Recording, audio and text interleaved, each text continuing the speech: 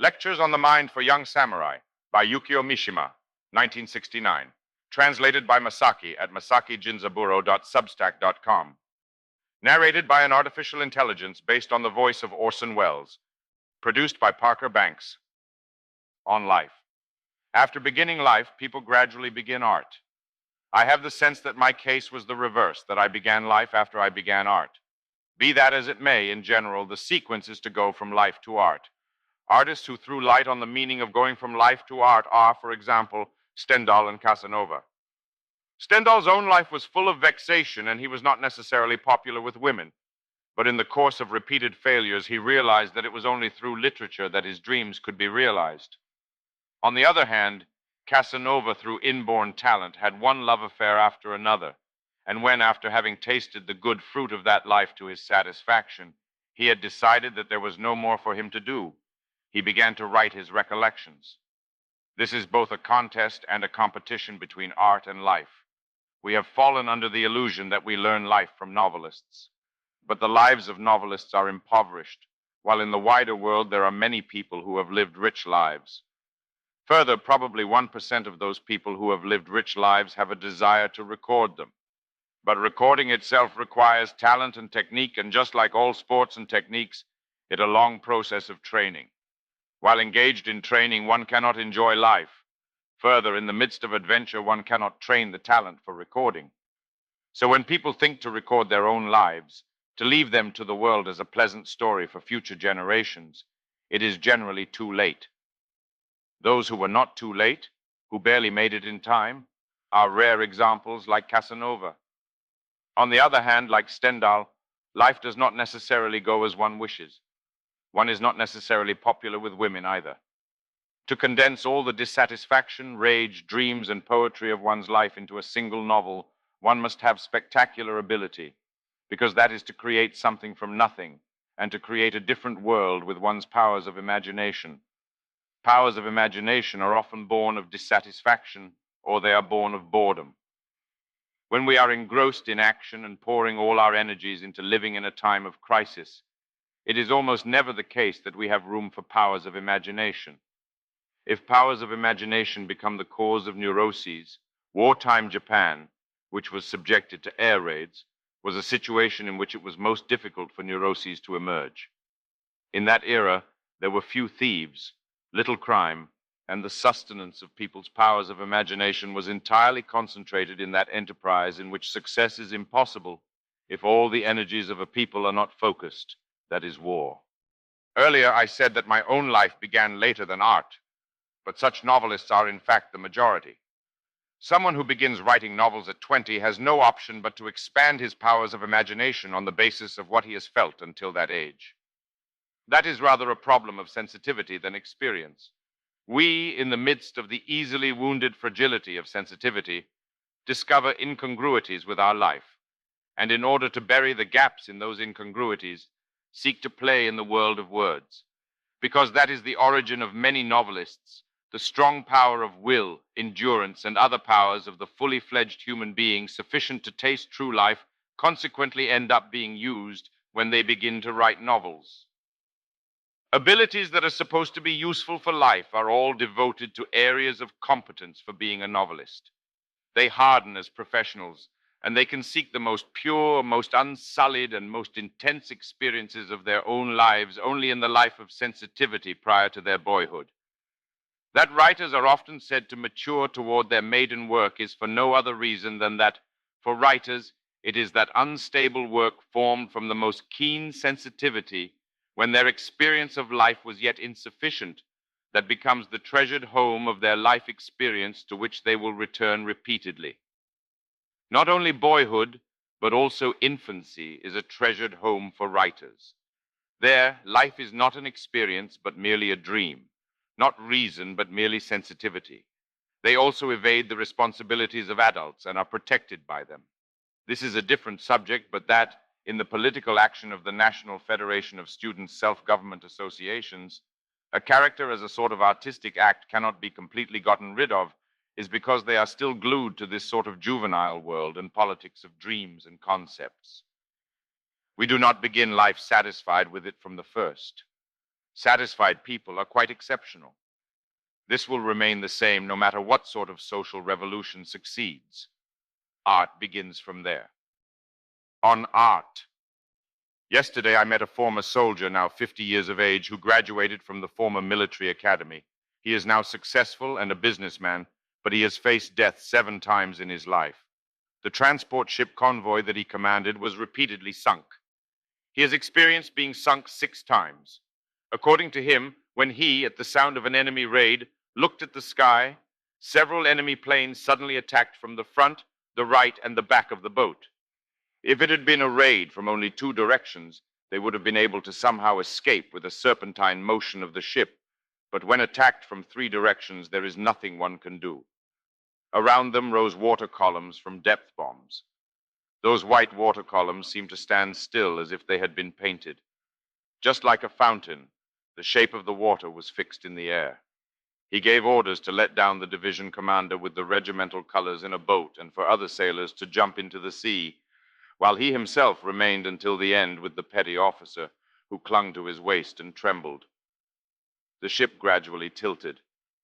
Then the 60-year-old veteran captain shared his fate with the ship by wrapping a chain around his body.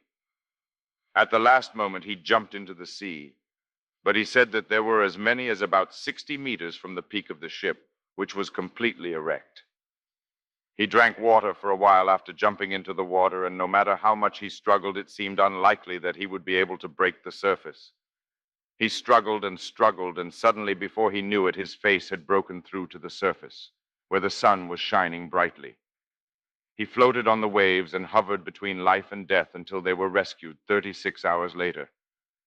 When the rescue boats finally came, the Navy rescue boats first saved the comfort women and nurses who had caught onto buoys and sought help. The Navy is, as one would expect, ladies first. The men were gradually picked up and rescued one by one. But since it would be unacceptable if there was someone who relaxed and died as soon as he was picked up, the system was to have them eat spirit cudgels and regain their spirits as soon as they had been rescued by the ship. He evaded the spirit cudgel by showing his high-ranking officer's badge. He was that vigorous. Such a life was in his case repeated over and over again. And when he thought that death was certain, he slipped out of its grasp. Life is arranged such that if one does not brush with death, one can demonstrate neither its true power nor the tenacity of human life. Perhaps the hardness of life can only be tested and proven by running up against the hardness of death, just as the hardness and authenticity of a diamond can only be tested and proven by rubbing it against a hard synthetic ruby or sapphire. Such life as is immediately scratched and broken by death may be no more than mere glass. But we live in an era of truly hazy and vague life. Besides car accidents, we hardly ever die. Medication is widely available, and we have completely evaded tuberculosis, which once threatened sickly youths, and conscription, which once threatened healthy youths. And in a place without the danger of death, it is unavoidable that actions to prove one's life become on one hand an almost mad quest for sex, and on the other hand political action for the sake of mere violence. And there a feeling of irritation for which even art has almost no meaning is born, because art is something that one enjoys by the hearth. Without moments of solitude by the hearth, one can absolutely not appreciate beautiful art, quiet music, or well-written novels. Literature as a pastime was something like the James Bond novels that old politicians who have tasted both the bitterness and sweetness of life would devour while smoking a pipe by the fireplace. Because in Britain life is prioritized in everything, it was common from the time of Dickens for art to be appreciated in that way. And in British art, too, quiet landscapes and mild portraits are common. Such things as would be a stimulant to life were by no means sought, and even if they became a stimulant, they brought smiles to the hearts of adults, and were no more than a means for people who had known true adventure themselves to once again enjoy an adventure on paper and lose themselves in recollection. The difficulty of getting close to British literature stems from this. In comparison, the tendency to condense more intense lives themselves into novels, the tendency to attempt to bring the mental anguish of young men in their raw form, as is into art, arises from more immature societies. Russian novels like Dostoevsky's The Brothers Karamazov, which cut through to and reveal the frightful depths of the human mind, are completely unsuitable for a retired old politician to read by the hearth. That is such literature as torments, troubles, or encourages young men, and the view arises that, as Heine once aptly stated, however classically perfect literature like that of Goethe, which by no means encourages young men, may be, it is merely infertile. Here, two contradictory demands with respect to art befall it from the side of life. That is, there arises the contradiction that a bored, peaceful age produces fully mature art in a certain sense, but that fully mature art cannot sufficiently captivate souls that cannot tolerate the anxieties of life. On politics. This contradiction sought in art impinges on the problem of human life itself. That is, in an era or a society in which one cannot freely perform deeds that, through contact with death, reveal the brilliance of life, reveal the hardness and strength of life, to put it plainly, in a society that is not full of war, pioneering, and adventure, as such an era drags on, the things sought in art become unable to be satisfied by the sluggishness of the art that they are given and immediately end up overflowing out of art. It is natural that turn into extreme political action. People immediately tire of well-ordered societies. They tire of the status quo. They now bear revulsion to the point of nausea for the sterile hell of the great metropolises with brilliant neon that they so admired during the war. They hate all established order and come to love dilapidated ruins. Here the problem of art and politics enters. I think that these desires show the shape of how the things originally sought in art finally spill out into life and go on to spill into political acts, which are the most full-bodied acts in life. Political action was not necessarily this way before. Politics was divided into two types.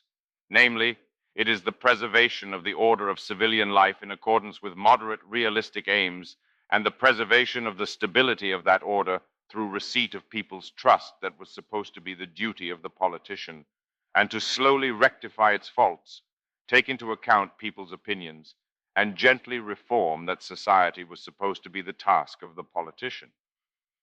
The other political act was revolution.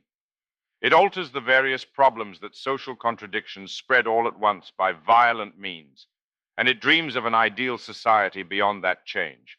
But that passion for change was itself premised on the real existence of pressing and strained living conditions, poverty, and frightful social contradictions. However, these two classifications of political action have now come to check one another. The image of the politician who pragmatically preserves order has become a symbol of the utterly unappealing, drab, and boring establishment.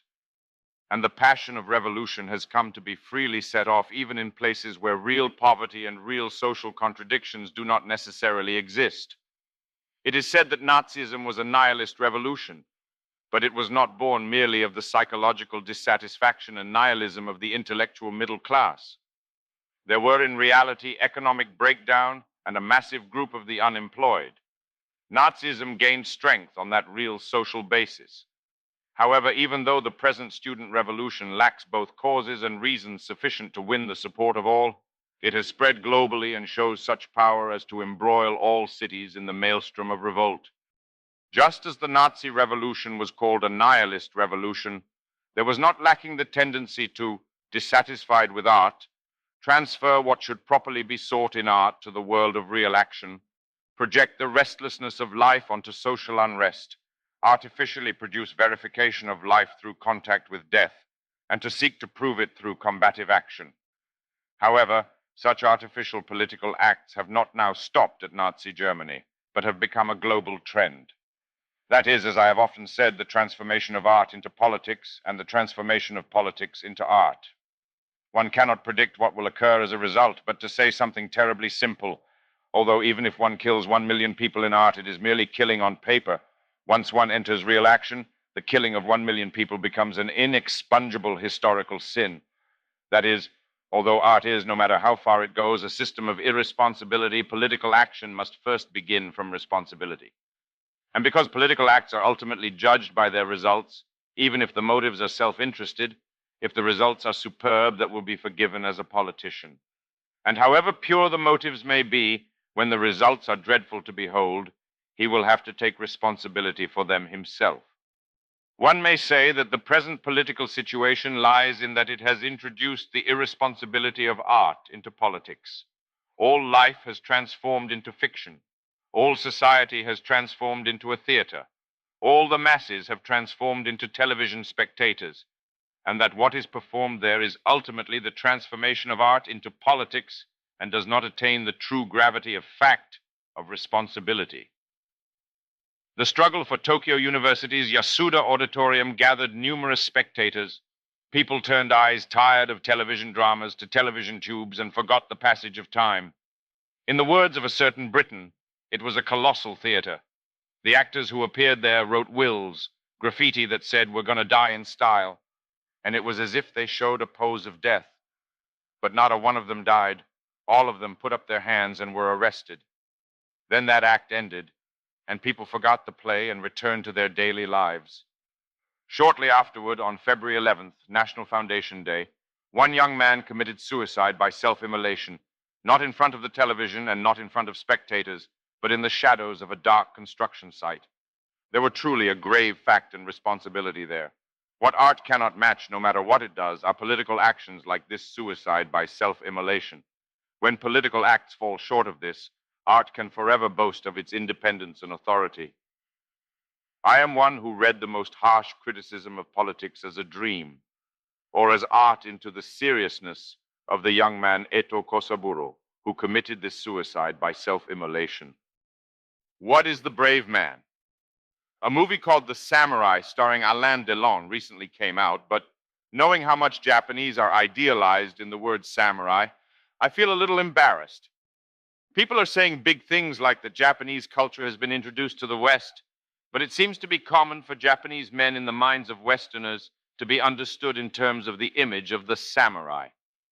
Even though a number of my own novels have been introduced in foreign countries, in truth, it feels like I am being patted on the head and told, "Aren't you writing clever things for a little-known race in the distant Far East?" I do not have the least sense that I have adequately won their esteem. On one occasion, the subject of the Japanese sword came up in front of an English lady. Because I was asked how to use it, I drew the sword with my hand, brandished it before her, and showed the form for slashing down through the shoulder, but in that instant the blood drained from her and she seemed about to collapse. I then understood just how much more than literature the Japanese sword impresses Westerners. For us, the samurai is the figure of our forefathers. But for Westerners, he is also the image of the so-called noble savage. We should take more pride in the fact that we are savages. In the view of the psychologist Jung, the hero archetype that occupies the hearts of Americans is not sought among Americans themselves, but only among the Indians with whom they once fought. Now, when one speaks of the samurai, we immediately think of courage.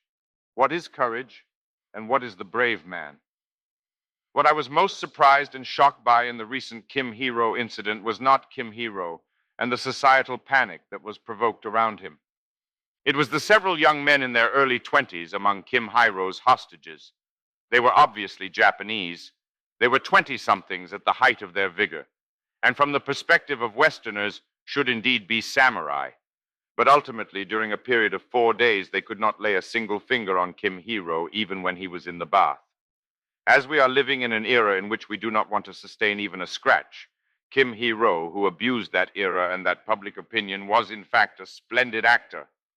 And on our side, the young Japanese men who do not want to sustain even a scratch had dispatched 4 representatives there. They say that it's the Showa Genroku, but Daidoji Yuzan's Budo Shoshinshu describes the cowardly warriors of the Genroku like so. The coward puts doing as he pleases first in all things, likes sleeping in and taking naps, and hates learning. Martial arts, now we would probably say sports, but even if he does sports, he does not at all pass muster. And despite that, he is full of airs of being skilled at and proud of his art. He will spend any amount of money on womanizing and luxurious meals. He will even pawn important documents. When it comes to company money and entertainment expenses, he will use them liberally without a care. He will not give a single cent out of obligation. And in addition, he tends to destroy his body. On top of eating and drinking a great deal, he wallows in lust. It becomes as if he were filing away at his own lifespan, because he ends up in such a physical state as to become incapable of all perseverance, hardship, and tribulation, and consequently his heart increases ever more in effeminacy and bitterness. He defines this as the coward, the cowardly warrior. When peace and stability persist, we soon forget memories of the disturbances of war, and we forget how a man should be in an emergency. The Kim Hiro incident is a small local event, but one day all of us in Japan too may face the same fate as Kim Hiro's hostages in a greatly expanded form of that incident. However, that is ultimately an event in the realm of concept and fantasy, and in the Japan of reality there are no visible signs of that. And now the forces of women are distancing everything from the sense of crisis. To avoid thinking about crisis is an extremely womanly way of thinking, because a peaceful nest is necessary for women to fall in love, bear children, and raise children. Among women, the desire to live in peace is a necessity of life, and for that necessity of life, anything can be sacrificed. However, that is not how men think. It is men who prepare for crisis, and it is the powers of men that are necessary when crises that threaten the peace of women come. But women today have gained the confidence that they can protect their peace with their own powers. That is partly because they have rightly perceived that men are unreliable, and partly because they have ceased to encounter any brave men. In the Japan of today, to adapt to the times, unlike in America under the wartime order, does not really mean a system of conscription. It is to walk a path that is useful for somehow getting by in the world and setting up a home and family of one's own. Then, what would it mean to not adapt to the times? The Tri-Faction All Japan Federation of Student Self-Government Associations is an extreme example, but even when they wave the stick, the anti-subversive activities law is not really applied, and the problem is solved with a day or two of detainment. And even though the policemen are veterans of the riot police, there is no worry that they will come firing their pistols at you, so no matter how much you bravely attack, the strong opponent will play around with you without using powerful force. One may say that in that there is a relationship similar to that between a kindergarten and its nurse. Consequently, if in present-day Japan there is no way for brave men to prove themselves, then there is also no worry that cowards might be exposed. In the end, courage is determined in life or death decisions, but we live at a point where such decisions never show themselves. It is easy to say in words that one would die for such and such or risk one's life, but at present there are simply no opportunities to prove whether or not those are just words. Each time I reread Budo Shoshinshu, I think that we must look elsewhere for the distinction that will show whether contemporary young samurai are brave men or cowards. What could that be? It is a single ethic of action that is always squarely maintained in both crisis and normal conditions. It is to return to the fundamental life of men, to maintain crisis in one's mind, and to order each and every single day of one's daily life for the sake of that crisis. When men find their reason for being in peace, they must aid what women do rather than what men do. If the crisis is one conceptual role given to men, then men's lives, men's bodies, must always be as tense as a bow drawn to its fullest extent in facing it. I feel that around town I see far too many eyes lacking tension. However, that might also be my over-anxiety. When once the famous Italian novelist Moravia came by, he said this to me: Japan's towns are overflowing with young men. And when you go around the countries of Southeast Asia, the most surprising characteristic when you come to Japan is that those young people all look like warriors. What is decorum? It is said that kendo begins with a bow and ends with a bow, but what one does after having bowed is strike the head of the opponent. This symbolizes the world of men well. Decorum is required for, and in fact, the prerequisite of battle. But when it comes to which is more important, kendo in theory stresses decorum and etiquette the most. Why is that? Just as chivalric battles have been so from of old, battles in the world of men first began with etiquette. Morality is naturally included in etiquette, but at the same time, etiquette is the rules of the sport. A sport that does not follow rules is despised, and the battle itself ends in loss on a foul. The aim of men's decorum is not simply to obey the will of the opponent.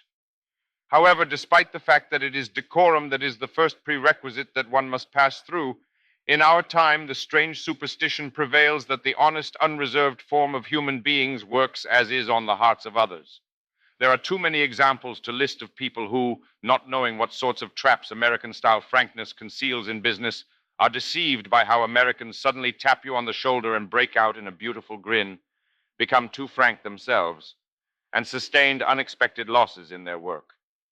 That is because it is the ambitious who must be decorous. In human relationships, too, it is if one is usually decorous that one is thought to have bared one's soul and can win the trust of others when once alcohol comes in and one has pulled off a striptease. If one is always lax, then even if one shows one's lax form, no one will want to get close. For that reason, there is decorum that preserves men's dignity. Only underneath that are the carefreeness and naturalness of human nature glimpsed, and there one wins the trust of others and simultaneously attains success in the battle of work. I can only ever be astonished by how terrible the way people make phone calls lately is, but a lack of delicacy in grasping the feelings of one's interlocutor in the way even a single small word is used has diffused throughout Japan. For instance, this is a small thing, but it has become normal for TV or radio to say, "We have decided to deliver your work," when they come to us novelists to request adaptation or performance. This word has also become normal among students. When in some school somewhere they do a student public performance of 1 or 2 days, my works are delivered. They are not midwives, and one does not deliver using a person's works. Such odds and ends of words are the most important part of decorum. If one takes decorum as a door, small usages of words are something like the oil put on its hinges.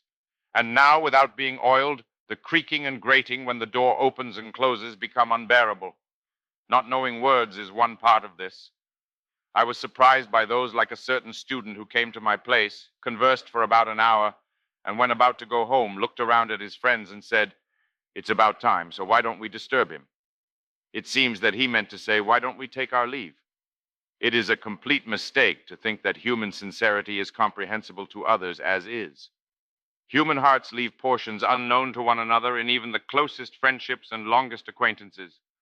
Words are the bridge that links them, but if that bridge does not have proper equipment sufficient to enable one to cross it, with handrails and ornamental tops, then it cannot be called a bridge.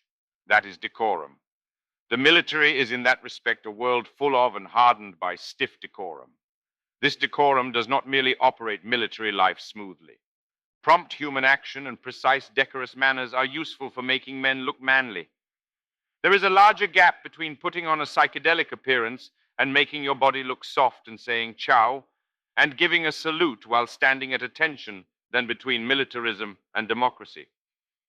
Because they present the two contrasting problems of the severance of communication and the smoothness of communication. If we in our lives are entirely lacking in parts in which we act toward a combat aim like the military, then we have no need of decorum. And if we seek to rebel against society, become completely isolated and cut off all intercourse with people, then neither good morning nor thank you are necessary. However, as things have worked out, even though the students doing the political movement are rebelling against government and authority, and even though they say things like, "Hey you," to university chancellors, among themselves they are fairly strict about hierarchy between seniors and juniors. Because where the human desire for dominion and power moves even slightly, one learns naturally that decorum is required, and that it is by being skillfully decorous that one will also be able to attain power.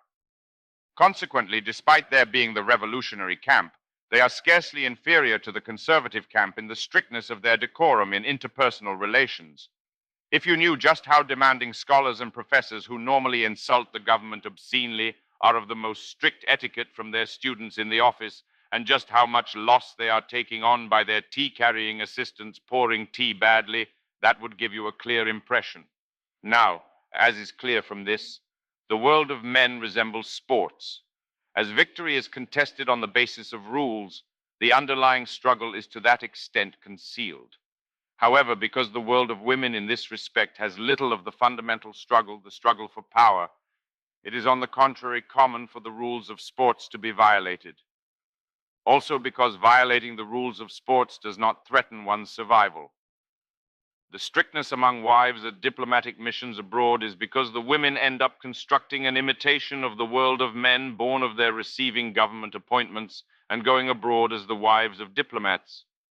This is as one often sees in the recently popular novels and plays that depict life in the inner palace. However, just as it is common for wives in normal households to be able to casually say the most horrible things to their husbands, insofar as they use them as shields, they are often able to perfunctorily gloss over decorum without any harm coming to them as long as that excludes their husband's job. Decorum is in this way the armor that protects you. And one can say that people who have no need for those rules have no need for decorum. And whether one calls those people who have no need of decorum animals or the natural form of human beings depends on each person's views. Speaking of myself, I am a person who thinks that just as a well-glued kataginu on a kamishimo is beautiful, what makes men beautiful is decorum. I will never forget the refreshingness of the time when I once visited Kumamoto at the height of summer, and after having done kendo training with the boys at the famous Ryujokan dojo, with sweat still dripping from our whole bodies, we sat in Seiza. The boy of senior rank shouted the command, "Before the altar," in a splitting voice, and we bowed before the altar. That was such a coolness as to tear the fabric of the summer heat all at once. I had the feeling that I saw a concrete example of just how beautiful decorum makes the young and how unappealing in comparison are the young who live in a world without decorum. On the body. The Japanese originally possessed the concept of the body only secondarily. If Japan had no Venus, she also had no Apollo. It was only very late, with Utamaro's drawings of women divers in the Edo period, that the beauty of the Japanese female body diverged from the sexless beauty of images of canon and gained true feminine sensuality. But that does not mean that the Japanese did not love sensual women. Women from the Asuka court to the Heian court healthily enchanted people with voluptuous bodies. It goes without saying that the figures of women that appear in the collection of 10,000 Leaves bring to the imagination an unsophisticated charm, or the vivacious charm of village women in our day. That it seems that subsequently in the era of the Heian court, the female body became exceedingly frail, and on the contrary malformed is the same as the Rococo era of the French 18th century in the respect that culture attained full maturity and artificial feminine beauty was prized. It is said that the noble women of the Rococo era, owing to clothing that tightly compressed the torso and the custom of extremely constraining clothes, were nothing other than grotesque when stripped naked. But the difference between France and Japan, and by extension between Europe and Japan, lay in whether or not one was capable of conceiving of the body as a metaphor for something higher than the body. It goes without saying that in Greece there was the Platonic philosophy. We are first captivated by physical beauty, but through that physical beauty come to be captivated by higher ideas.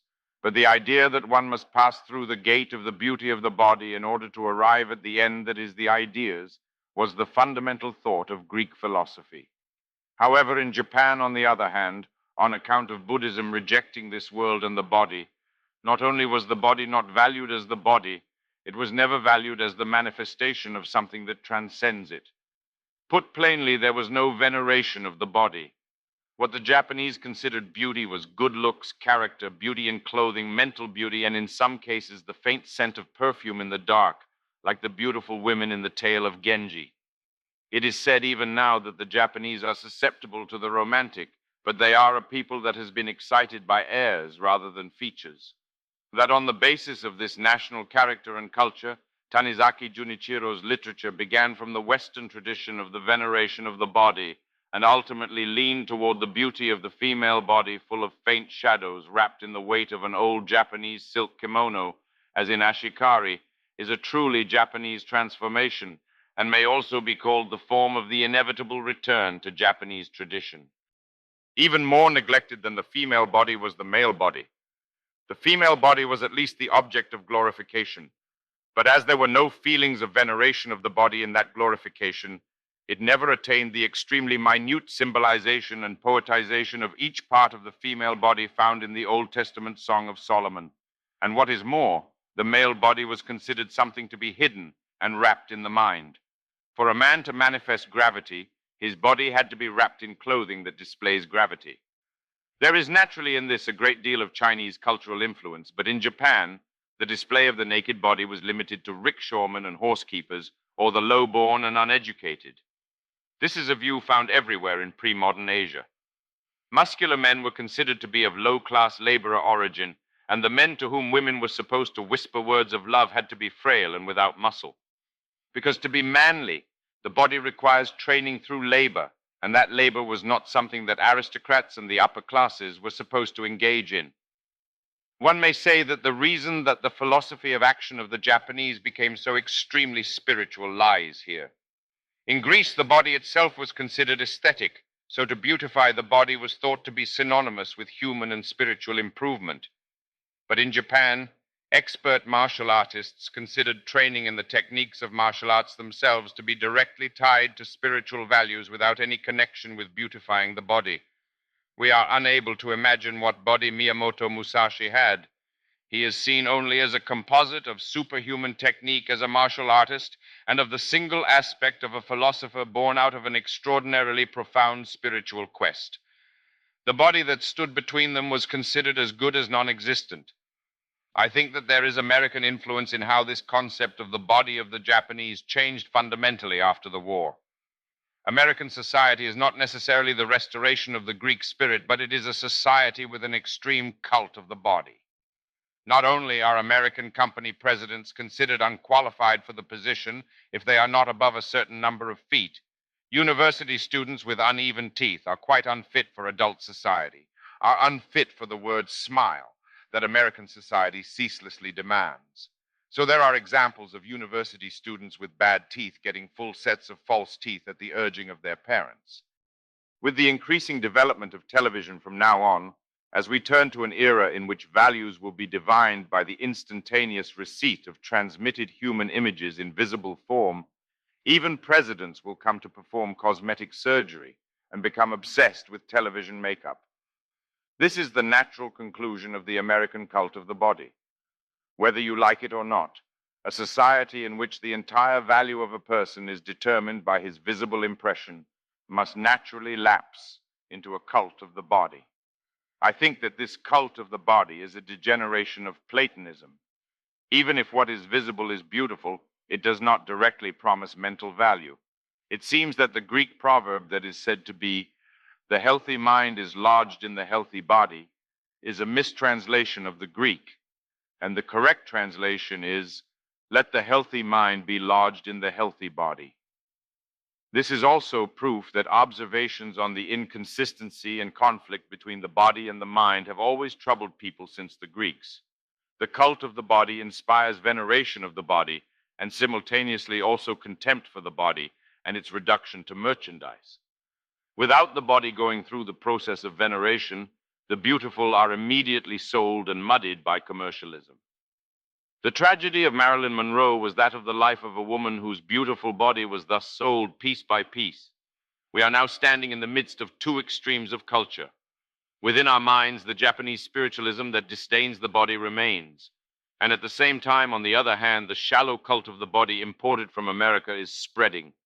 And people are always unsure which to judge people by. I think that it is natural to arrive at the idea that even for men we must elevate the mind by possessing a perfect body and elevate the body by aiming for mental perfection.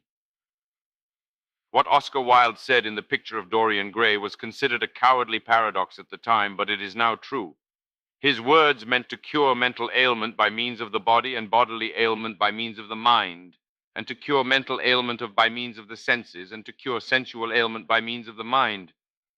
And the biggest reason that the body is misunderstood by people is that physical beauty is by any means inseparable from sensual beauty, and that therein lies not only the fate of humanity, but the fate of what people consider beauty. On loyalty. I am simply astonished by how careless young men these days are about being on time. And I am also just shocked by how often they break promises.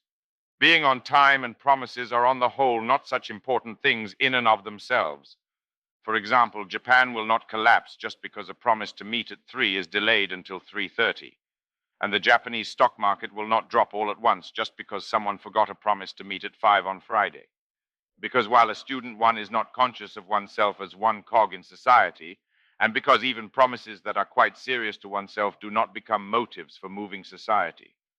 Only people of this sort gradually awaken to the weight of their role in society and simultaneously take pleasure in overestimating it when they take up a job and become a passable member of society. Thus appear people who, while being window clerk types or in some humdrum rank and file position, haphazardly throw their weight around. And the less they kept their promises and were on time as a student, the more likely they are to become, on the contrary, people who are satisfied with themselves as cogs in society. Promises and being on time are not themselves important. We do not keep them because the world would end otherwise. But the world of soldiers is different. Soldiers are meticulous about time because if they are not on time from the first, they will lose in war. If our side is planning on occupying the opponent's hill at 3 p.m., it is because the commanding officer, having synthesized various intelligence, determined that the time is ripe, and having considered the pace of the units that will be arriving there and the positioning of personnel and firepower, 3 p.m. was decided on. So if we are unable to repulse the enemy at that time that we set, we may be annihilated at the time set by the enemy. Military time is kept with a clear sense of purpose because lives depend on it. But even if it is not so extreme an example as the military, actual society also moves according to time. In the case of society, there are numerous cases of losing contracts worth hundreds of thousands of dollars because of being 30 minutes late to a meeting. And there are also cases in which a research publication completed over the course of many years is snatched up by a competitor by only a slim difference of time. And where there is a competition between a number of people for one thing, a contest of time always emerges, and the result of that time is structured to arrive at the contract, the promise written on paper, that most fussy of all promises. In the West, this is generally called a contractual society, and written contracts regulate everything. In Japan, the only contracts that are fussy are those for tenants and apartment rentals. The verbal promises between us and Japanese publishers that suffice to put out the same book are in America, written out as complicated pages, long contracts stringing together fine print like crawling ants and anticipating all possible risks, betrayals, and breaches of trust. A society with no need for contracts would be heaven. Contracts are born of doubting people and defining human beings as wicked, and it is the essence of contracts and laws to seal off at the outset all possible wickedness that may occur to the other party by promises, while permitting all wickedness within the framework of those promises. But there is another view, the theory that in true modern contractual societies, contracts are concluded when the will to mutual consent is pronounced, even without exchanging papers. That is, the ideal of the contractual society is that if the basic mentality of keeping contracts without exchanging papers were to diffuse, it would run smoothly on its own. But difficult problems emerge from the fact that not all people are so wonderful. But I do not mean to make the utilitarian argument that since being on time and promises are so fundamental and socially important and regulate social life, we must consequently keep them. You punch in the time recorder at work. If you don't, that will have an impact on everything from your monthly job performance evaluation to your year-end bonus. This is the most practical form in which working hours and promises impact daily life. Consequently, what is being kept is in fact not the spirit of the promise. What I mean to say is a question of loyalty. It is precisely because by nature being on time is in and of itself meaningless, and promises are in and of themselves ephemeral, that human loyalty is wagered on them. Be he a prime minister or a beggar, there should be no difference in the importance of a promise once made, because it is a question of one's loyalty. Ueda Akinari's story, The Chrysanthemum Pledge, depicts the beauty of human loyalty through the tale of two exceptionally close friends, one of whom, in order to keep a promise of many years when it was no longer possible to make it to the promised place at the promised time in the human body, committed suicide and appeared before his friend in spirit. That promise itself is merely a question of friendship and loyalty, without either having anything to gain thereby. To stake one's life on that thing from which one has nothing to gain may seem foolish, but my fundamental idea is that the essence of the promise lies not within the modern spirit of the contractual society, but within human loyalty. For each and every life, time is something that never recurs. A day in June 1968 is both a day that will never come again for human history, and at the same time also a day, a time, the moments of which will never recur for each individual. And we should in fact think of even the most trivial promise to meet on that day, be it for pachinko or go-go dancing, as being of great weight. It is tragic that it is in fact after youth has passed that one awakens to the weightiness of time and the urgent feeling that the time to have fun is now. I wrote in my play Yuya that a businessman who invites his beautiful mistress, who is sad because her mother is gravely ill, to that year's cherry blossom viewing against her will, manages to do so under the pretext that it will cheer her up, but his thought is that that year's flowers will never be repeated. It is a cherry blossom viewing at a certain peak in his life, and it is precisely there that her beauty will be manifested at its peak. Contained in that is the hedonistic assertion that her mother's illness will then count for nothing. We must, in fact, keep promises and loyalty for the sake of even hedonism, because pleasure is like the shadow of a bird. Once we have failed to grasp it, it flies away forever. But the most normal form of the promise for the sake of pleasure is the date with the opposite sex. Although it is a promise for the sake of pleasure, various deceitful techniques of love have been used since the time of the Roman Ovid to stimulate, tease, and on the contrary heighten that pleasure, like both being just a little late, purposefully not coming at the promised time, or ostentatiously being late. But my thinking is that even in that it is right for it to be on the basis of loyalty. I have always hated women who do not keep their promises, however beautiful they may be, because to my mind all pleasures arise on the basis of loyalty. On pleasure. The word pleasure is one that I first encountered in the children's version of Arabian Nights when I was a child. I could not help but take an interest in that word pleasure. Large banquets with women, delicacies, and alcohol, these are all things prohibited to children. Furthermore, the characters are at times ready to risk death for the sake of pleasure.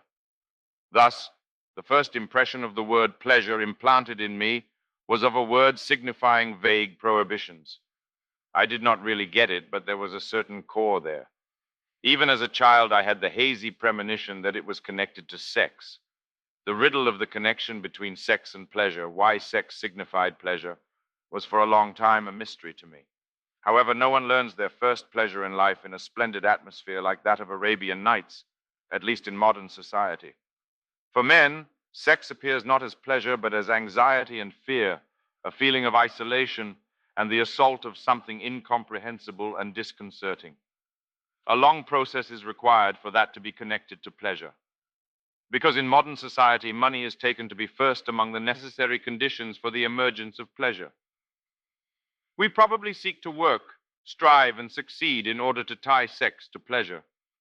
Because modern society constantly forces sex to become obligatory or cold and dead, and because to escape that and connect sex to that wonderful, magnificent pleasure, in the midst of that, we must first win in the harsh struggle for existence. It looks as if young people today are intent on removing all elements of pleasure from sex. A story about a woman cohabiting with two men recently came out in a weekly magazine, and what that woman said about how she thought about human communication was truly terrifying. She said something that struck me, to the effect that in a world in which the weeklies are rumors about friends, television is the scenery of friends' homes, and radio is conversation with friends, why would sex with others not be the same? I will have more to say about this later. I recently saw a very good movie called Romeo and Juliet. I am always indiscreet and cannot stifle a yawn at Shakespeare on the stage and in film. But only this Romeo and Juliet film by Zeffirelli was without a moment of boredom. From scene to scene and action to action, filled with and bound by the brilliance and spring of life. In it was narrated only one thing: passion. This is likely the first time that what Stendhal called passionate love was depicted in film to this degree. The fact that the leads were a 16-year-old boy and a 15-year-old girl may have had something to do with it, but they were impatient in long conversational exchanges, and when they looked one another in the face, they immediately exchanged rapid kisses, as if they were a beautiful pair of small birds. While there was no pleasure there, there was, on the other hand, passion. The best thing that youth can have with respect to sex is this blind, unknowing passion, which adults call beautiful because they have already forgotten the suffering that lurks in that passion. With respect to sex, passion and pleasure are likely positioned opposite one another. Put extremely simply and schematically, one might say that the highest expression of the sex of the young is passion, and the highest expression of the sex of adults is pleasure. But the young today are trying to liberate sex from even passion. Pleasure costs money, and this is impossible for the young. Passion does not cost a cent, but requires readiness to stake one's life. What remains to the young, who neither are ready to stake their lives nor have money, when they seek to taste sex, is only a conceptual, peripheral, nervous game like sex on the pill.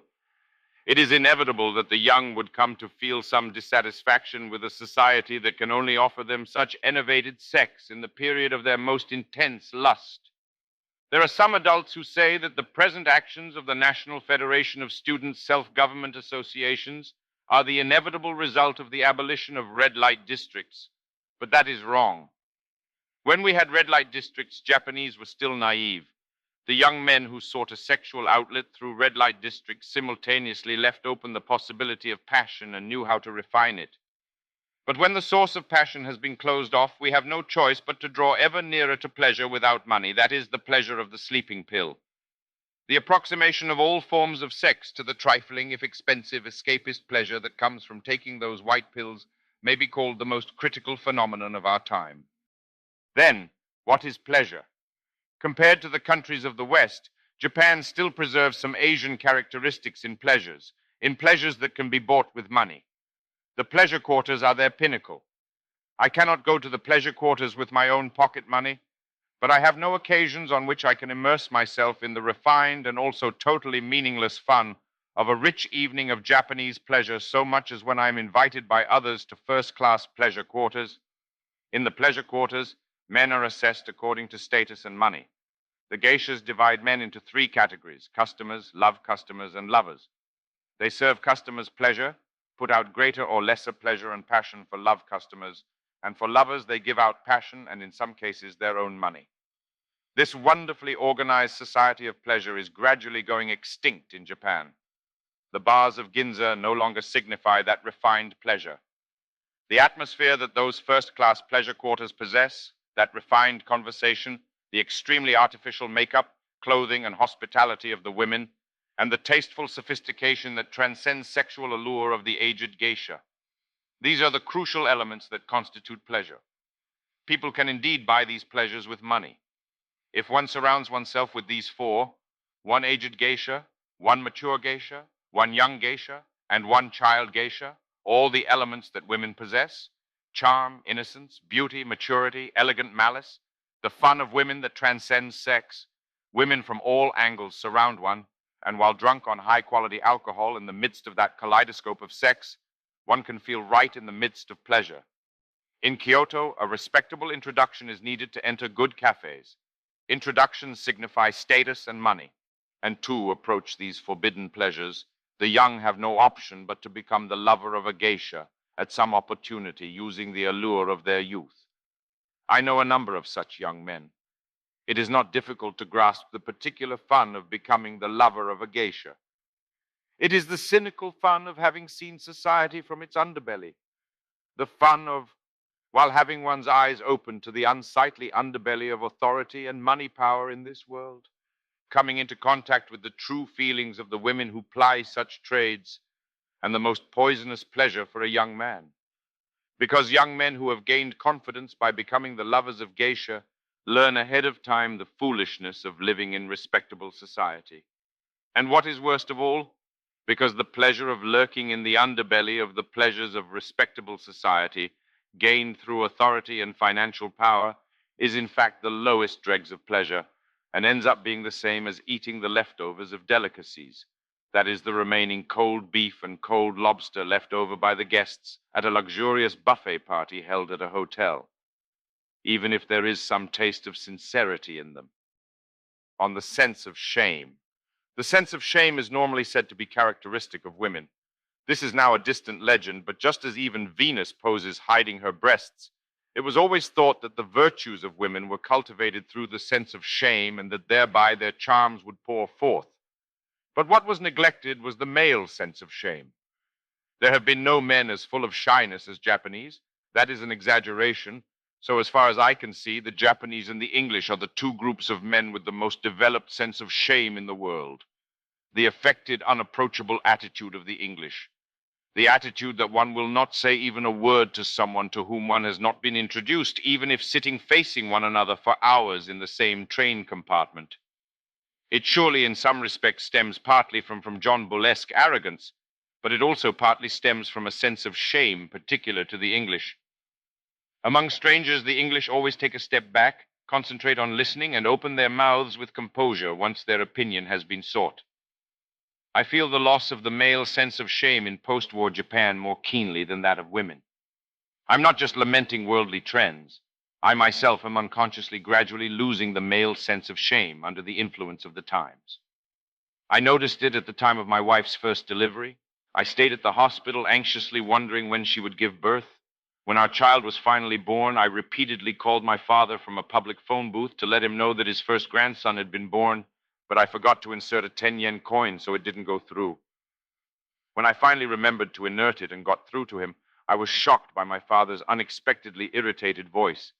It seemed that my father was not at all happy about the birth of his first grandchild. I later learned that my father had the truly old-fashioned sense of shame typical of men born in the Meiji era. It was embarrassing to him that his son would even go to the hospital for his wife's delivery. It was even more embarrassing that he would phone in a flustered voice from the hospital. During their wives' delivery, Japanese men were supposed to go out for drinks with friends or feign indifference while being worried internally. It seems that that was, distinct from contempt for women, rather an attitude of hiding embarrassment on the part of men born of fear, trembling, diffidence, and resistance to the purely female sphere. The men of the Meiji era did not consider it manly to walk side by side with a woman. There were quite a few men who always walked at a distance from women in order to avoid being thought a philanderer by society, and even after marriage were embarrassed to walk next to their wives. This is probably not just Japan. The general post-war trend is to consider what I just spoke of a Japanese feudal inheritance. But there was a similar case in an old American film that remains in my mind. I have forgotten the title, but it was a Gary Cooper movie treating the simple, adventurous life of men in the Wild West. Gary Cooper ignored the repeated courtship of the strong-willed tomboy Jean Arthur, and although he loved her, never showed it outwardly, and when kissed by her against his will, wipes his lips with the back of his hand. In the final scenes, there was one in which Jean Arthur, having kissed the lips of the dead Gary Cooper, is provoked to a new sadness by the fact that the man would never again wipe his lips with the back of his hand. There is probably not a single idiot among the young people of Japan today who would rush to wipe their lips when kissed. But this kind of male sense of shame was ultimately connected to manliness. Men and women each preserving their respective spheres and not openly expressing it, no matter how attracted they were in their hearts, was an indispensable element of love. This impacted every single emotive expression of people of the old type, and deliberately feigning hatred was considered the greatest expression of love. This is now only seen among elementary schoolers. Boys who thoughtlessly bully girls they are attracted to have, unbeknownst to themselves, already become Meiji centenarians at the age of 6 or 7. Relations between the sexes have gained an artificial openness through the new American style of expressing their love for one another to the maximum extent. Even the female sense of shame is considered a feudal inheritance destructive of the equality of the sexes. And with the weakening of the female sense of shame, the male sense of shame has also disappeared like breath on a glass surface. And at some point came the present so-called neutered age, when the men and women who so straightforwardly express themselves have both lost their valuable sexual symbols. The sense of shame does not appear in just the sexual arena. The custom of the Japanese of saying things like, "This is but a humble thing," or "This is an undelectable thing," when giving to others, is gradually being lost. American-style customs have become common. That is in precise correspondence with our living in an era in which individual freedom and rights have been expanded. A time in which people loudly assert their immature and foolish opinions in the name of freedom of speech is also one in which prudence with respect to one's opinions has been forgotten. People state their opinions, even political opinions, without the slightest sense of shame. Adults look joyously upon how post-war young people boldly state their opinions in response to questions as the new shape of the Japanese, but we had opinions of that sort in our youth. But in our youth, we had an inexpressible sense of shame and were embarrassed and hesitant to expose our young, immature opinions before adults. In that, feelings of self-exaltation mixed with feelings of self-hatred, and simultaneously with great pride, fought with the difficult to abandon desire to correctly appraise oneself. Looking at how young people today express their opinions, the lack of the sense of shame is connected to a lack of reflection. I once received a postcard saying, "The fact that you make 20-odd mistakes of kana usage in writing on a single page despite being an author is a sign of great ignorance and lack of education. Correct this immediately." This woman not only did not know of pre-reform kana usage, but did not try to reflect on her ignorance in the slightest. But the sexual sense of shame is, according to Marquis de Sade, apparently merely a question of geography. Because in some countries women are embarrassed to show their breasts, in others their private parts, and in others their feet. This is to the point that there is an anecdote that when Casanova complained to his friends about how the evening he spent failing to convince a woman in an Arab country to take off her black veil and let him steal a kiss was the disgrace of a lifetime, he was mocked for not knowing that although in that country they will never give their lips, they will readily allow acts with the lower body. In the case of Japanese women, too, in the time when they were once overflowing with the sense of shame, they, on the contrary, thought nothing of giving their children the breast in front of others and openly entered mixed baths. The sense of shame does not merely impinge on body parts, but is a question of culture as a whole and also of the mind. I believe without any doubt that love will disappear along with the disappearance of the sense of shame. But on the other hand, so long as human beings exist, that sense of shame will doubtless appear in a different form in unexpected places. I am considering studying the new sense of shame of hippies on etiquette. A lady, the younger sister of the manager of a first-class hotel in Tokyo, who has been popular in elite society since before the war, demands ladies first of every man on account of her long time spent living abroad. When she ate Japanese cuisine at that hotel, despite the fact that it was a Japanese cuisine zashiki, she sat firmly in front of the alcove and was incensed that the food was not brought out to her first.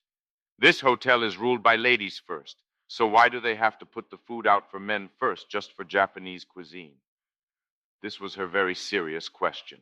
She then issued strict orders to the hotel that even in the case of Japanese food, if there are women seated, they must bring the plate out to the women first. But as far as I know, it is only at this hotel that plates are first brought out to women for Japanese cuisine. My cousin, too, grew thoroughly sick of ladies first in New York. When leaving restaurants, he would fly into a rage at how he had to drape his coat over his wife's shoulders, and while pretending to do so, strike his wife in the back with his knuckles. His wife complained that it was painful and distressing. My wife and I have concluded an agreement.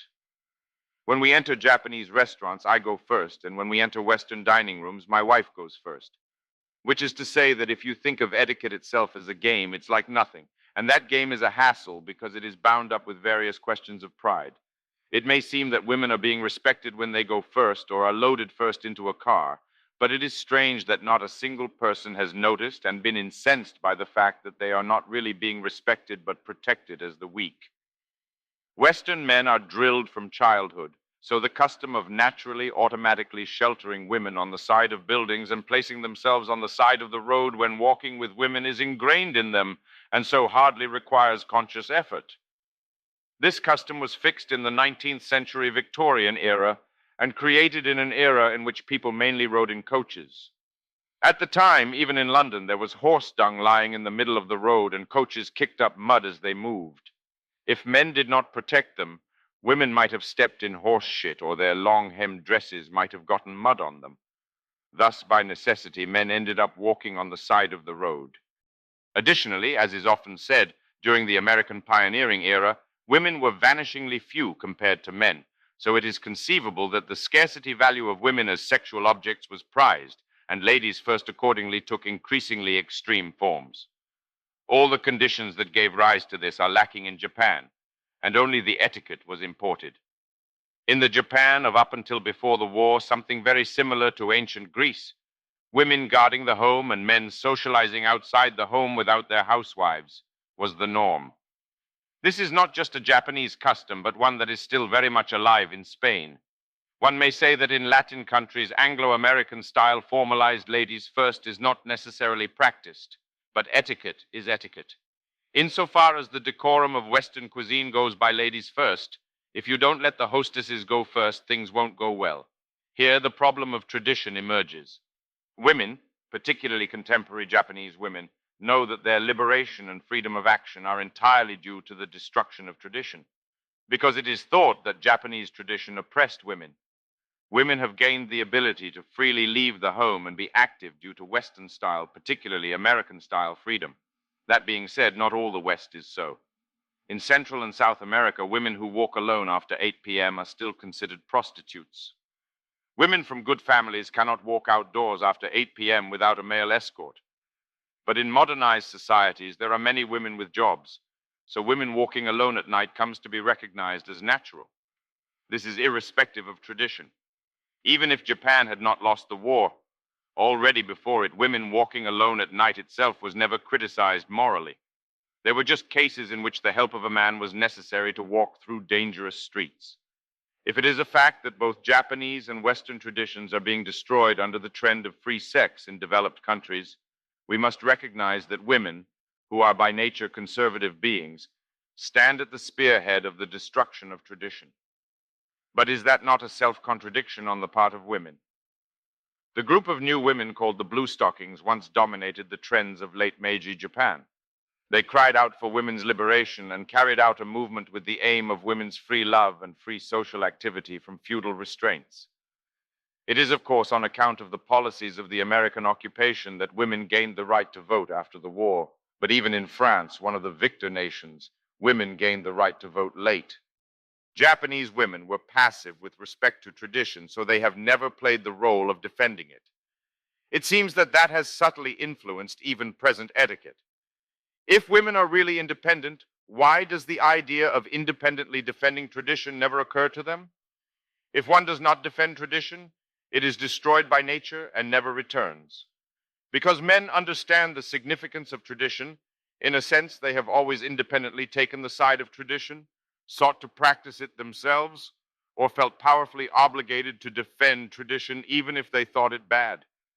I think that that is the reason why Japanese men have been shown as excessively conservative, but women have only ever sought a basis for their freedom and liberation in the direction of resisting these men and destroying tradition. But there is a paradox here. If they continue acting to destroy tradition, those women will end up persisting in the attitude of the time when they were passively bound by tradition even after it has been destroyed. But since there can be no standard of action in a void, women then began to ape Western traditions and demand these of men. The most clear example of this is that of the elite lady I spoke of at the outset. By adopting Western etiquette in Japanese cuisine, that lady made even the taste of Japanese cuisine unpalatable. When the freedom and liberation of women were affected, not by their own power, but by that of the male American occupying army, by what means did women seek to demonstrate their power? Through the so-called women's peace movement.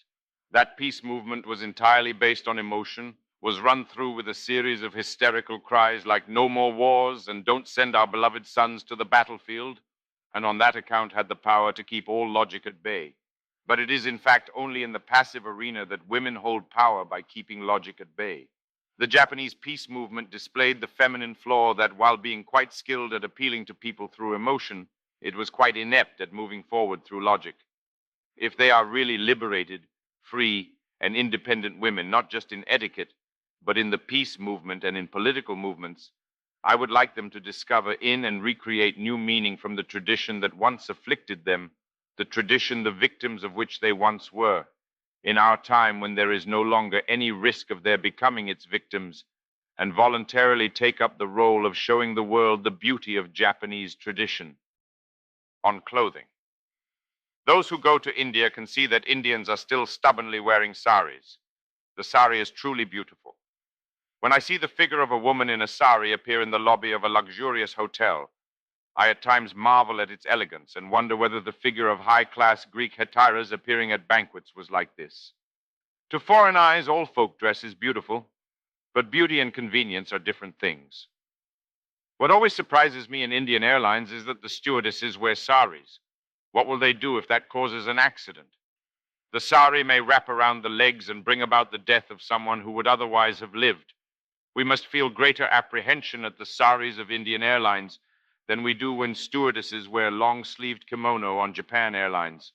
But if airlines are enhancing the beauty of those women even more by provoking that sense of crisis in passengers, That is a hateful calculation. The Japanese are a people unusually vulnerable to convenience. The Japanese felt no hesitation in abandoning traditional clothing because it is inconvenient out of veneration of the West in the Meiji era. After the war, particularly for a time, kimono were all burned on account of the war, and it became rare to see men and women wearing them. Recently, even men's kimono have been revived, but it tended to be taken in as a new fashion with a newly exotic interest. It was no longer the old kimono as a grounded ancient sartorial custom. The women making their New Year's rounds all started wrapping the same whitish Japanese clothing in the same white synthetic fiber shawls. And with respect to the way you put on a kimono, the culture of women putting on kimono by themselves was forgotten, and it came to be that women could no longer put one on without someone's help. Men have also forgotten the natural, customary familiarity with wearing kimono and wear it with an artificial attitude of opposition to or leading the age. The sartorial custom of kimono has come to be mastered only as a sort of special professional uniform among a very limited number of professionals connected to tea ceremony, no, and kabuki. Taking just the tying of the obi, where the amateurs immediately loosens, the professional ties it loosely with ease, and it does not come undone no matter how much he moves. It seems that with social stability and the settling of the economic situation, people have gradually learned that the real fun of clothing is not in freely wearing whatever one likes in whatever circumstances one likes. The joy of clothing is in coercion. The beauty of clothing is in compulsion. Military uniforms show this most clearly, but at the same time, skill and stylishness in wearing the tuxedo manifest where one must wear it.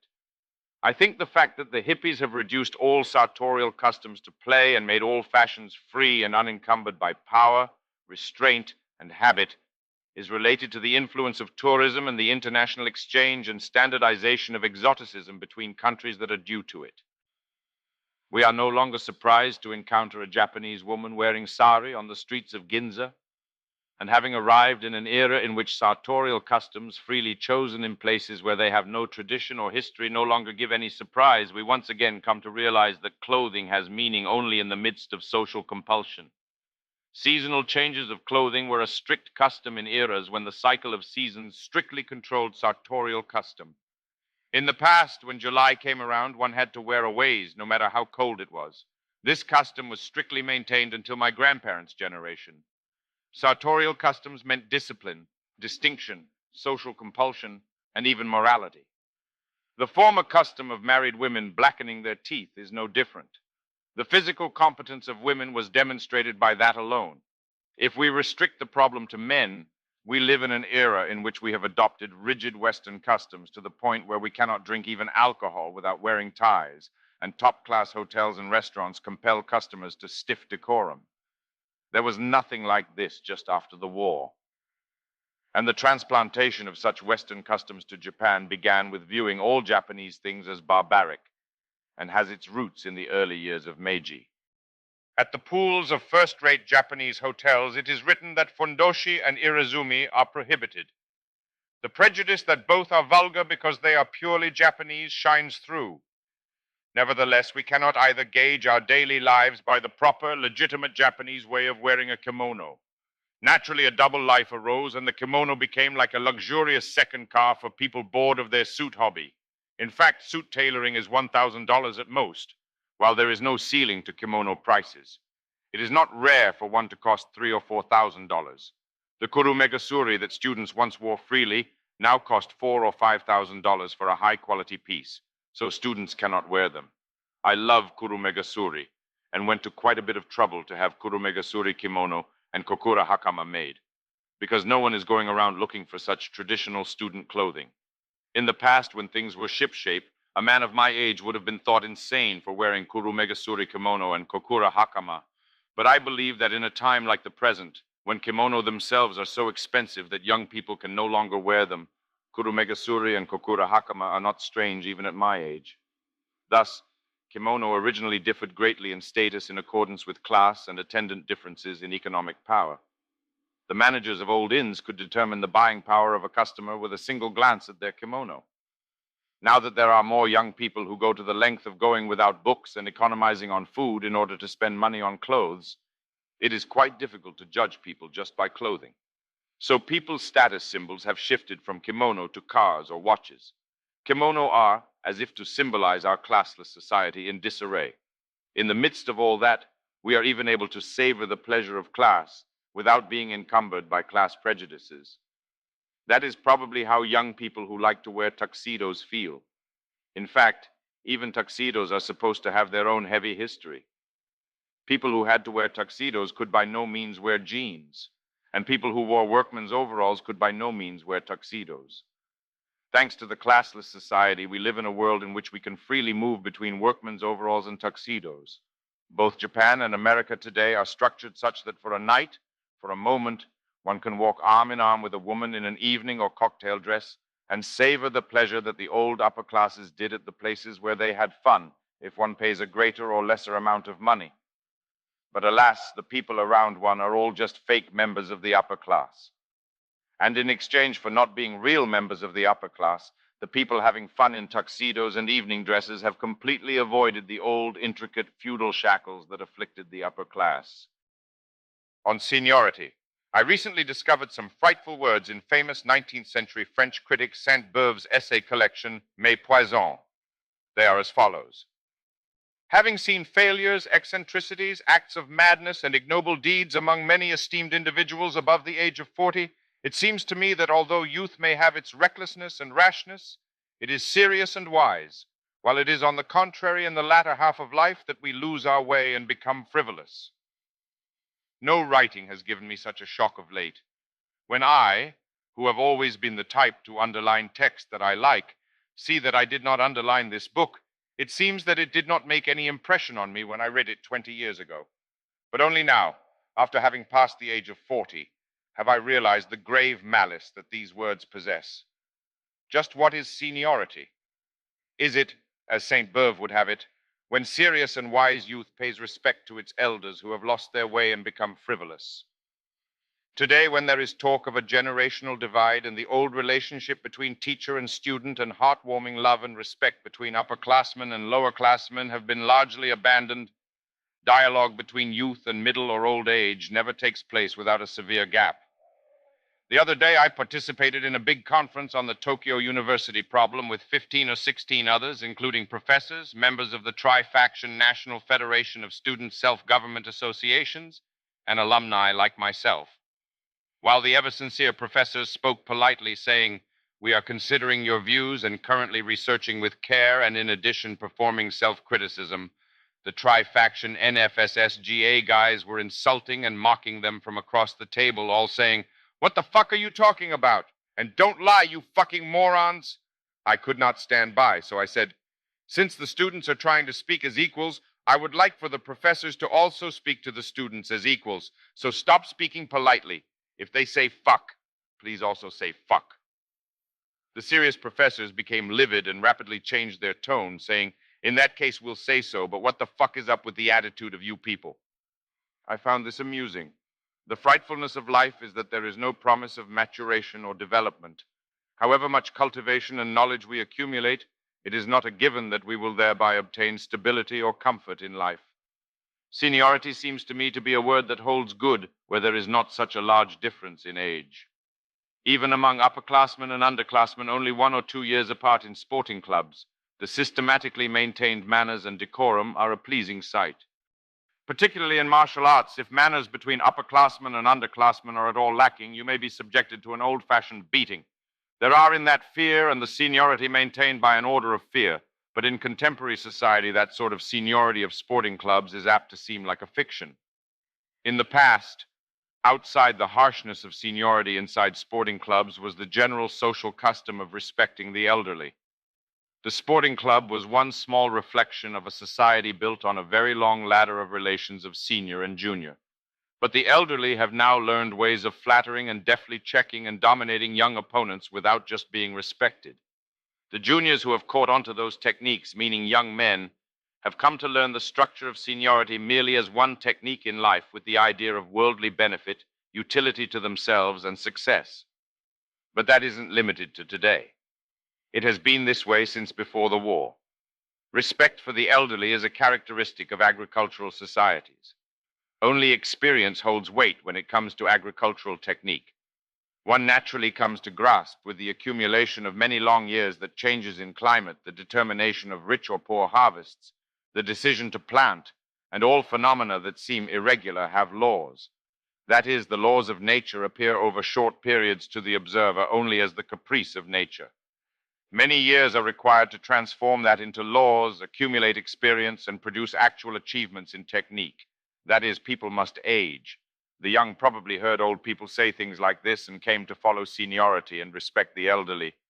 But in contemporary society, it is not possible that the elderly know everything and the young nothing. The elderly may know the newest controversies in the entertainment world on television better than anyone else.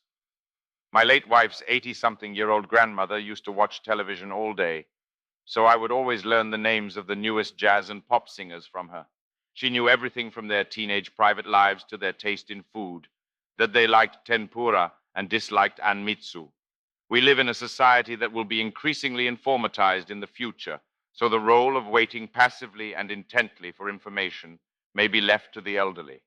And with the progress of the society of technique, one aspect of the information society, the sphere of the young, may expand more and more, while the technical knowledge of the old ages with each passing day before becoming useless. And because the utilization of information requires new technical knowledge, the information of the elderly who watch television all day may lose even its value as information. It is truly difficult to promote seniority in such a society.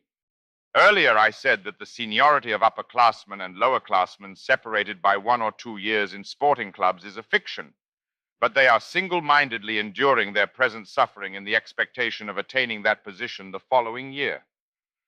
When ordered by upperclassmen to sit in seiza for an hour, through the shin pain of sitting on a wooden floor, they are doubtless persevering in the expectation of one day making the following year's freshmen taste that pain. This type of perseverance used to be seen in the military, that model of the classless society. It may seem strange to call the military a model of the classless society, but pre-war Japan was a class society from the peerage at the top to the commoners at the bottom. Only the military created a separate world in which classes were nullified with its peculiar strict hierarchy within a closed society. It seems that in Japan today, because the entire country has become a classless society, on the contrary, a society of the old was immediately created after the war with age difference as just one hierarchy. In the military, bullied new recruits persevered while dreaming of one day becoming officers and bullying new recruits themselves, because if they did not support their seniors now, they would not be able to wield authority when they became seniors. But on the other hand, as I said earlier, when that order of age itself has become unreliable as a result of social change, we may end up living in a world with nothing except the total freedom of each individual that NFSSGA promotes, let alone seniority. But I can say this with confidence. Whatever free world is created, it is certain that people will immediately tire of it and want to contrive ladders to climb up ahead of others and prove that the scenery before their eyes is much broader than that which those climbing up after them see. It is simply a question of whether that ladder is broad or narrow, of whether people can climb it in a horizontal row or can only climb it in one vertical column. Seniority is the morality of that narrow ladder, but however wide we may make that ladder, it will never reach the point of eliminating the desire of people for a ladder. There is no doubt that when seniority is no longer valued, it will be inverted and people will have to respect youth above all. On nerds. When I was in senior high school, this was naturally during the war, stalwart militarist students once pointed the finger at us without mentioning our names during a speech contest and said that it is outrageous that in this critical moment for Japan, nerds are still at this school, sallow-faced and absorbed in literature. I thought fuck off and hardened my resolve even more to live in literature, but I did not dream that 20-odd years later I would be the one scolding nerds. But I do not want to become like those who in that era scolded nerds while wearing power and war as protection. My desire to bring home, out of my own youthful psychology, just how sly a mental structure the nerd possesses is strengthening in response to the present diffusion of the nerd mentality throughout Japan. Just as the crab hides in his burrow, literature is the perfect job for seclusion in one's safety zone. Because any excuse goes in literature, and because it can make any criticism on the premise that the world of literature has absolutely no connection to the real world. True nerds are those who abandon all interests and striving outside of literature and think nothing of inconveniencing others with their ideal lifestyle of an immorality and dissolution that are only permitted therein. I have always felt the danger that literature itself would bring about the loss of morality. And I have seen over and over again the traps into which those who seek morality or life goals in literature unknowingly fall. So I know all too well the dangers of the fascination that literature holds for young men. Because those who seek life goals in literature are people with some kind of dissatisfaction in their real lives. Without solving their real life dissatisfactions in real life, they seek out another world. They search for life goals or morality in literature with the idea that there is a chance of resolution there. Literature that meets that need is always second-rate. The crime is yet light and the harm small while young men are being affected by that second-rate literature. I will not name any authors, but such literature is available in all ages. That literature is made to inspire a person toward higher mindedness. It is skillfully contrived to just slightly elevate average human morality, to show life in a slightly brighter light, and to deceive. The novelist teacher says clever things. He gives hope to heartbroken young men, and to some degree the strength to start again to young men who have failed. And when they are thoroughly infatuated with a woman and in despair, he says, "Here's what women are like," and gives them a slightly transcendent point of view. When they are suffering through poverty, he teaches that money isn't everything in life. There are spiritual values. And when he thinks that he is a physical and mental weakling, he comforts them with the idea that the weaker one is, the closer one approaches the truth of mankind. That is all the hand of a soft and in some cases harsh mother or teacher. And many people have awakened to life through acquaintance with such literature. Such literature is also always equipped with humor and vulgar charm, and things that schools do not teach, that fathers and upperclassmen do not say, are deftly weaved in so as to grab the attention. To take the lowest example, one finds innumerable examples of this in literature that is said to be for young boys and girls. Girls begin to read that literature from the 3rd or 4th year of elementary school, and while their vague dreams crystallize into beautiful, innocent loves, they ultimately break on the wind and waves of the world, but they are given the courage to live vigorously. But real literature is not like this. The danger posed by real literature is what I would most like to caution against in nerds. Real literature shows bluntly and without mincing words how full of frightful fate human beings are. However, it does not do so with frightening and threatening tricks like the exhibits at an amusement park haunted house.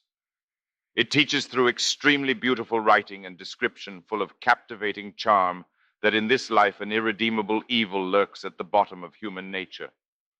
And the better the literature is, the more painstakingly and insistently it teaches that mankind is irredeemable. And although religion is the next step if one seeks goals in life in it, good literature brings one to the most frightful precipice and abandons one there without bridging to the realm of religion. Consequently, those who awaken to the aforementioned life novels are rather better off, and those who come into contact with that frightful first-rate literature and are brought to the sheer precipice would be rather better off if they were able to create such literature with the powers of similar talents of their own. But without those powers and without even making any effort, they fall under the illusion that they arrived at that precipice by their own individual powers.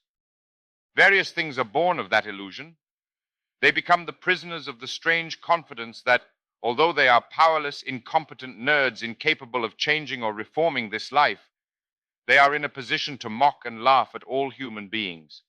That because they gained that position through literature, even if they are immediately punched in a fight, despised by others, possess no sense of justice, cannot even admonish someone smoking on the train, cannot fight even if they see a man threatening a woman on a dark street, and have absolutely no abilities, they possess a certain right to laughter with respect to the world of human beings.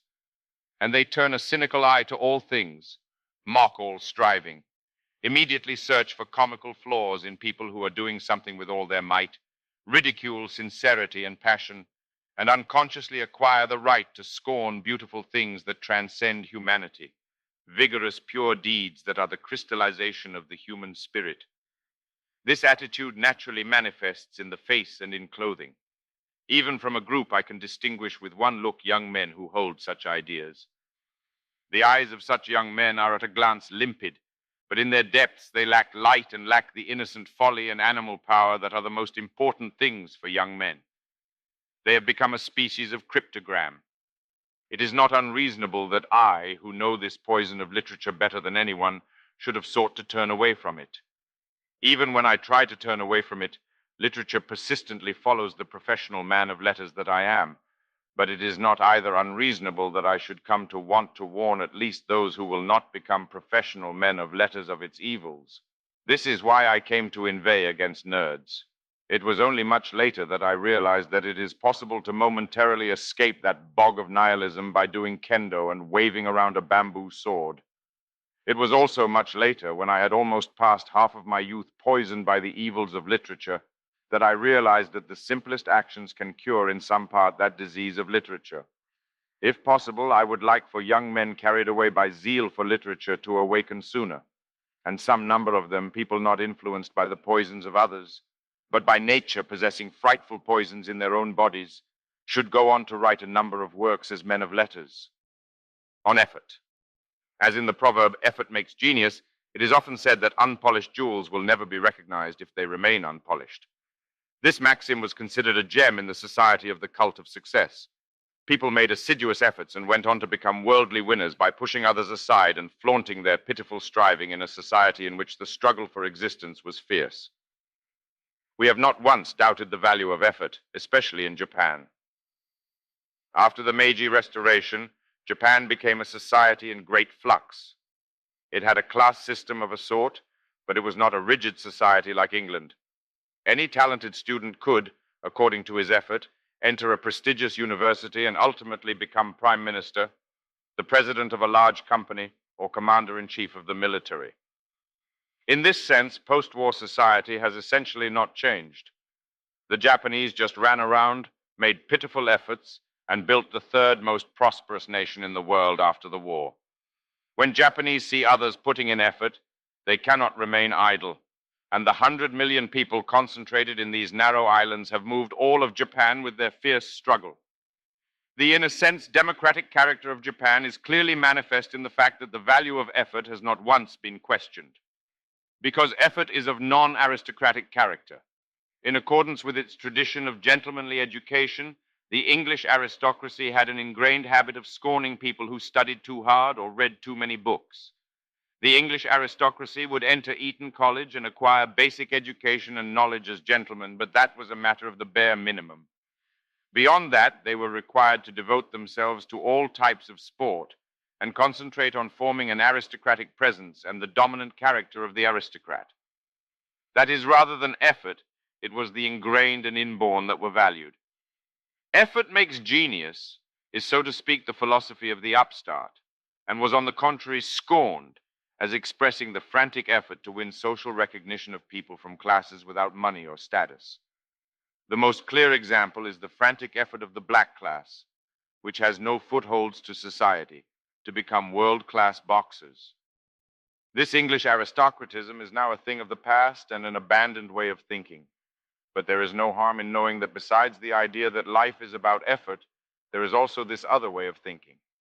I would rather like to clarify the distinction between leisure and effort. There are cases in which human beings find leisure more trying.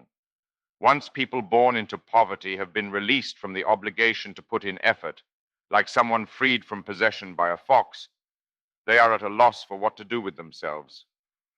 People who over decades amassed modest efforts at a company or the government office and found only therein the morality of their way of life become living corpses at retirement. Our society visits this cruel tragedy on people every day. They pretend to look forward to spending the remainder of their lives in harmless hobbies like messing with the trees in their gardens, but for them, that means that they want to go on amassing other useless efforts until they die, because they really do not know of any way of dealing with the hollowness of a life bereft of effort. But in fact, it is not making effort that is most trying. We must understand that the most unnatural trial and suffering as a human being lie in having an ability, but being prevented from using it. Recently, the 10-second 100-meter world record was broken, and a new record of 9.9 seconds set. In the view of some, rather than human effort, the sportsman's effort to bring mankind closer to the animals has finally broken human limitations and brought him to 9.9 seconds. Now, if you were to tell this man who can run 100 meters in 9.9 seconds to do so in 15 seconds, would that be easy for him? If you were to tell him not to run it once as a joke, but that he is absolutely prohibited from running the 100-meter in 9.9 seconds, and that if he runs it in less than 15 seconds, you'll throw him in jail, what would happen? He would probably be unable to bear the pain and may even lose his mind. Man has the strange character that he is lively when using up 100% of his abilities.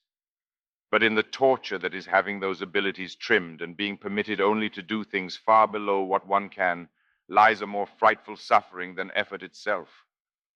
Our society almost never touches on the fact that it compels people of ability to run slowly on purpose, a torture peculiar to it resulting from basing morality on effort.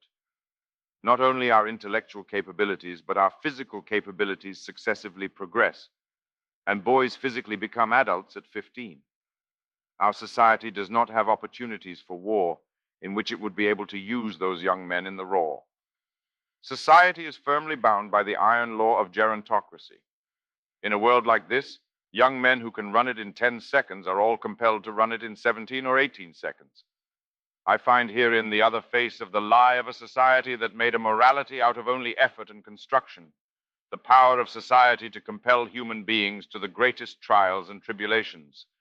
We must also consider the student movement from this standpoint, because the world today is forcing on the youth as a whole a bourgeois morality that says to them, if you run leisurely, maintain order, and obey the adult world, a good life will be promised to you with certainty.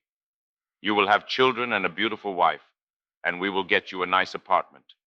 And one day, we will hand over to you the right to rule this society.